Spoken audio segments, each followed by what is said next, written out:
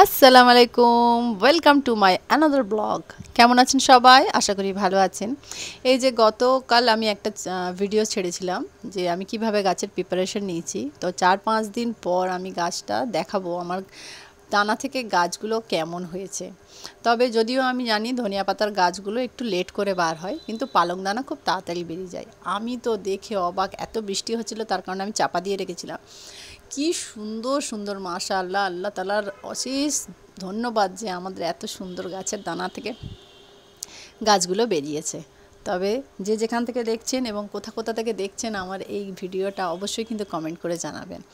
আমি এছাড়া গাছগুলো যেহেতু শুকিয়ে গেছিলো বলে সেই জন্য আমি গাছে একটু অল্প অল্প করে পানি দিয়ে নিলাম, কারণ আমি এক হাতে ফোন ধরে আছি আর এক হাতে ঝরা দেওয়ার মতো আমার কাছে সিচুয়েশন ছিল না, তাই ভিডিও করছিলাম প্লাস তার সঙ্গে গাছে পানিও দিচ্ছিলাম।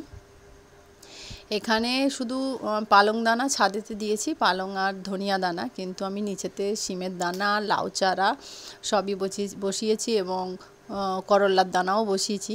দেখা যাক, এখনও ওগুলো থেকে তো গাছ বার হয়নি, তো দেখা যাক এগুলো কবে বার হয়। আমি খুব এক্সাইটেড কবে গাছগুলো বার হবে। আল্লাহর কাছে দোয়া করি আল্লাহ যেন খুব তাড়াতাড়ি আমার এই গাছের গ্রো করিয়ে দেয়। তো আপনারা দেখতে থাকুন আমার গাছ বড় হওয়া, আমার সঙ্গে থাকুন। এইভাবেই আমি কাজ চালিয়ে যাব। আপনারা পাশে আছেন বলে আমি সাহস করে সব কিছু এই ভিডিও কন্টেন্ট তৈরি করতে পারি। আপনাদের পাশে থাকার জন্য অসংখ্য অসংখ্য ধন্যবাদ সকলকে। আবারও জানাই থ্যাঙ্কস ফর এভরিথিং, সাপোর্ট করার জন্য। তো যারা আছেন এবং ভালো থাকবেন, যে যেখানে আছেন ভালো থাকবেন, সকলের জন্য দোয়া করি আল্লাহ তাআলা সকলকে সুস্থ রাখুক, ভালো রাখুক। আমার আর 7,000 ফলোয়ার হতে মাত্র 6টা ফলোয়ার্স বাকি আছে। আপনারা যারা নতুন আমার ব্লগ দেখছেন অবশ্যই ফলো করে পেজের সঙ্গে থাকবেন, তাহলে আরও সুন্দর সুন্দর কন্টেন্ট আমি বানাতে পারবো। তবে যারা দেখছেন তারা প্রত্যেকে লাইক কমেন্ট শেয়ার অবশ্যই করবেন।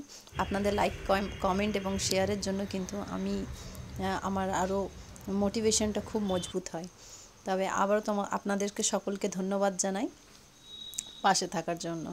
তো আমি চেষ্টা করব আরও সুন্দর সুন্দর কন্টেন্ট তৈরি করার জন্য। তাহলে আজকের মতো এখানেই রাখছি।